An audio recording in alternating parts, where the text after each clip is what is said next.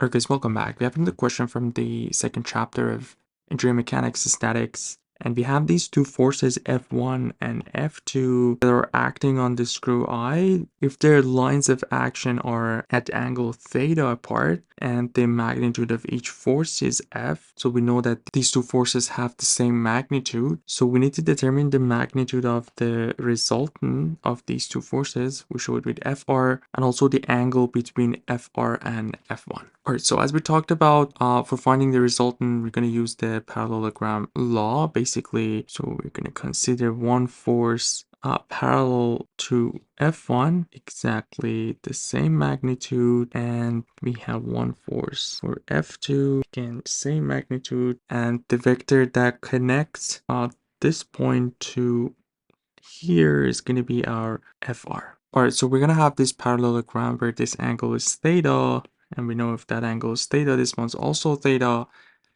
And in parallelogram, when we have one angle, the other angle would be 180 minus theta. So this angle right here is going to be 180 minus theta. And if we look at the triangle that we have either on top or the one below this, basically we have a triangle where these two sides are the same, which means these two angles are also the same, and also this angle would be the same. So all of these four angles are the same, and we can conclude that each of them has to be equal to 1/2 of theta, because the sum of these two is going to give us the theta. So for finding the angle, the part that the question is asking for the angle between Fr and F1, which is this angle, it's easy enough to figure out. It's theta divided by 2. The other way to find the angles going with the law of sines, but again, because we have the yellow triangle, is isosceles triangle, meaning that these two sides are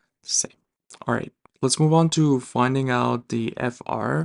So for finding the Fr, we can use the law of cosines, where Fr squared is equal to F1 squared, F2 squared. We know they both have magnitude of F. So -2 F1 F2 cosine of 180 minus theta. And we know that cosine of 180 minus theta is going to be negative cosine of theta.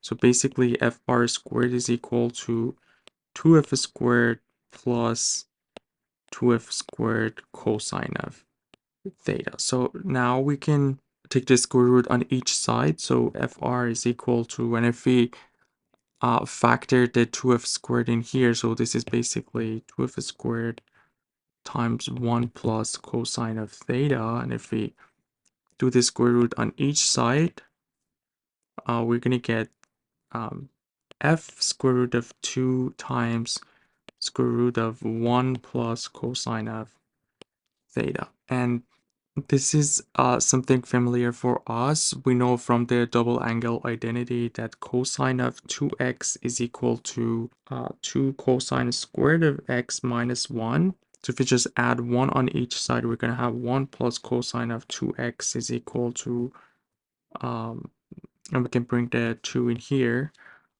cosine squared of x. And if we take the square root on each side, we can conclude that cosine of x is equal to 1 over square root of 1 plus cosine of 2x over the square root of 2. And the part that we have in here is this.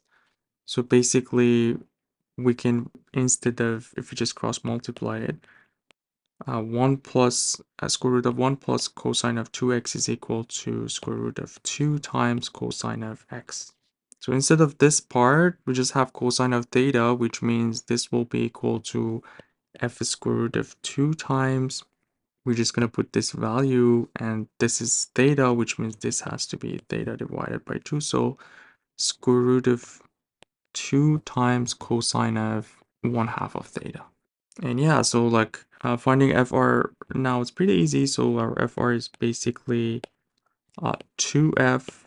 This is going to give us 2 cosine of theta divided by 2, and that's going to be our Fr, which is what the question is asking. And as we talked about, the angle between both of them is theta divided by 2. So again, for finding the angle, we can also use the law of sines.